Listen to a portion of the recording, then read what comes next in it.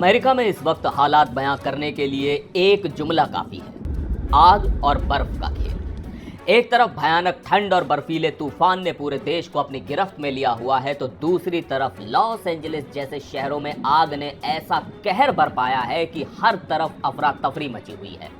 जरा सोचिए, जहां एक तरफ लोग हीटर के सहारे अपनी जान बचा रहे हैं, वहीं दूसरी तरफ धुएं और आग से बचने के लिए लोग अपनी गाड़ियां और घर छोड़कर भागने को मजबूर हो गए। ये दो तस्वीरें अमेरिका की इस त्रासदी को बयां कर रही हैं।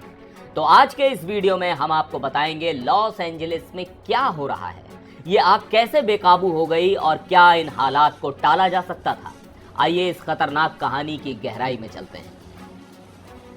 लॉस एंजलिस का पैसिफिक पैलिसेड्स इलाका, जहां आमतौर पर हॉलीवुड सितारों की चमचमाती दुनिया होती है, वो अब राख और धुएं से ढक चुका है।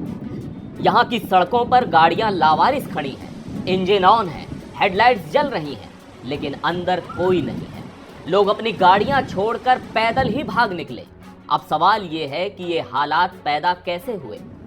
सेंटा एना विंड्स यानी तेज रफ्तार हवाएं, इनकी स्पीड 100 मील प्रति घंटा तक पहुंच गई।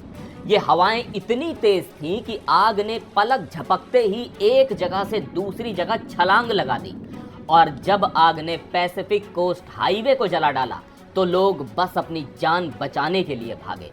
इस आग का सबसे बड़ा शिकार हुआ पैलिसेड्स चार्टर हाई स्कूल।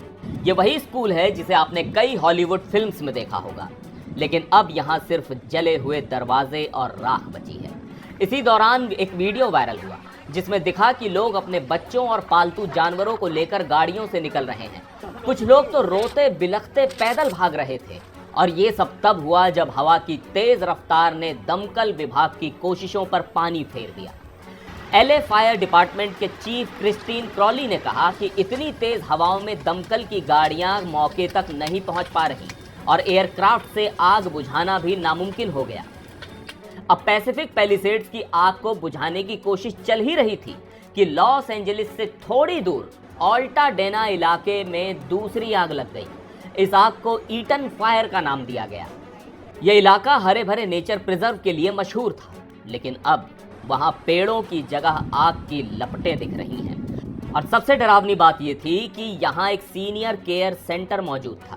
रात के अंधेरे में जब आग बढ़ी तो बुजुर्गों को व्हील चेयर और स्ट्रेचर पर बाहर निकाला गया। कुछ बुजुर्गों को उनकी नाइट ड्रेस में ही कार पार्किंग में शिफ्ट किया गया।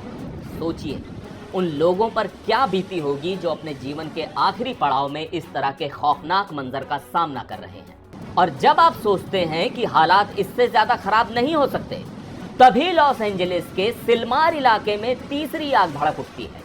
रात के करीब 10:30 बजे सेंटा एना विंड्स की वजह से आग ने सूखे पेड़ों को अपनी चपेट में ले लिया। दमकल विभाग के कर्मचारियों ने तुरंत मोर्चा